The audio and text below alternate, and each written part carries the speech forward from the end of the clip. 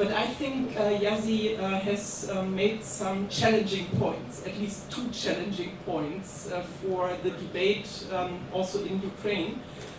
So he talked like recently, I listened to Timothy Snyder, he talked like Timothy Snyder in Kiev recently about, to be very blunt, the weaponization of the capability to speak Russian language in Kiev.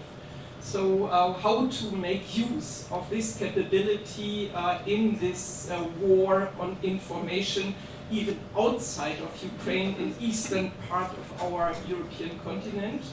I think Ukrainians see it a bit different, and also this kind of provocation, maybe it's worse, as Jerzy said, to invest in a big Russian-speaking channel, organized with the whole strength of the West to win the hearts and the minds of people in the eastern part of our continent, not only in Donbass, but far beyond. What do you think, the other panelists from Ukraine? I fully agree that there should be the same actions, the symmetrical actions in hybrid warfare. And there were several projects by Americans to create Russian language TV channels in 2015, 2016. But yes, but for different reasons they were not realized, but they are not very effective, and they are not financed even 10% as they were in 2015. So there were some lobbying political interests which stopped financing these projects. So maybe today, if we had these TV channels by the United States created, maybe today we would have had more complex situation with independent media in Russian Federation. But we have the situation as it is. Authoritarian regime always hacks democratic regime. Authoritarian regime always, in short and middle term, wins the battle. But in long term, the democracy is more evolutionary effective. So I think we evaluate the hybrid war of Russia now from this strict moment.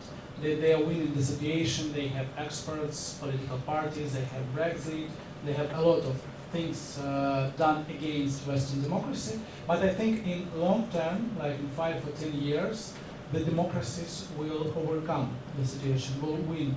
And inside Russian political, very complex situation, which is now, and the new generation is against this regime of Putin, will help Western democracy to overcome this war. And I would like also to add that I absolutely agree with you and Jerzy that we have to speak with Russians their own language, Russian language, and that's exactly what when we started the STOPFAKE website, it was in Russian. And we even, for several years, we didn't have a Ukrainian version of our website. And almost all the content we produce in Russian, because we want to target this audience. But, and I think it's a huge advantage of Ukraine that 99% of people, they speak Russian, understand Russian, and we need to use this advantage. But I wish as many Ukrainians speak Ukrainian language as Russian, and I think in our case, speaking Ukrainian and Ukrainian languages in Ukrainian media, it's a matter of not just of our identities. It's a protection from being influenced by foreign players. So I think it's absolutely necessary to communicate with Russian, to trying to persuade them to speak with them and to explain our views, our position. But I think it's absolutely necessary to protect Ukrainian language in media. I think, as I understood, Jerzy, there is nothing in his ideas what is against making Ukraine the first language, the language of all Ukrainians. It's another level of development in this battle, if you want to explain a bit deeper, but afterwards I would open the discussion for the audience. Please, Jerzy. I would just explain, first of all, I started talking about territory of an enemy. So it was less about media in Ukraine and more about media inside Russia. And second, I want to clarify, if I was talking about the big budget media support, I was not talking about setting up a media by United States, Canada, or Europe. I was talking about independent media that are genuine, that are set up there. And there are people who are top professionals, and they want to set up media that are independent from Putin and that are telling truth to Russian people in Russian, by Russians, not by Americans, not by Europeans, not by Canadians.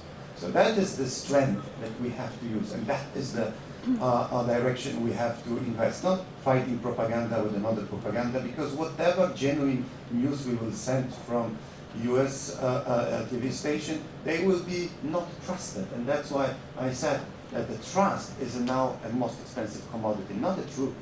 To send the truthful information is not that expensive, but to build the trust with the audience is something extremely difficult, and that's where we need to work.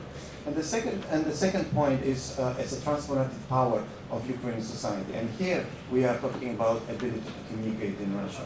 So if we talk about social media, if we talk about battle one-to-one, not with the trolls, not with the factories that are, paid guys are saying, or even artificial intelligence is using to create narratives, but when we are talking about whole power of the society, this is the strength of Ukraine. This is the strength of people who speak Russian, who use same metaphors, same symbols. They can go in millions on social media, and they can react to every single debate by Kisilov or Simonian. And they should build this, and they should do this, and we should find a way to mobilize those millions, because this is the best line of defense.